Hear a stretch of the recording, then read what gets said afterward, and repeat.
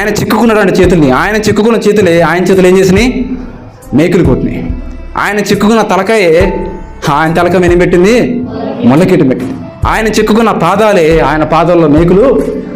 ఆయన చేసుకున్న మనిషి నోరే, ఆ నోరే దేవుడి మీద గుమ్ము వస్తుంది. ఆయన చేసుకున్న మనిషి దేహమే యేసు ప్రభువు దేహాన్ని దున్నబడింది.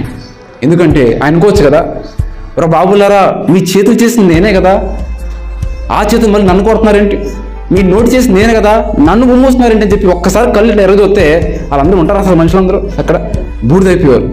ఆయన మనం ప్రేమిస్తున్నాడు. ఎందుకంటే ఆయన కంప్లీట్ మ్యాన్గా రావాలి. కంప్లీట్ మ్యాన్గా వస్తేనే రక్షణ, లేకపోతే మనకు రక్షణ లేదు. ఒకవేళ ఆయన సూపర్ నచ్చే పవర్లాగా ఇట్లా అనగానే వాళ్ళంతా సైనికులు వెళ్ళిపోతారు అట్లా గాల్లో. అట్లా అంటే రక్షణ మనకు రాదు. కంప్లీట్ మ్యాన్గా రావాలి అంటే ఒక మనిషికి శక్తి లేనివాడుగా రావాలి. దేవుడై ఉండి నీ కొరకు నా కొరకు శక్తి లేనివాడుగా వచ్చాడు ఈ లోకానికి.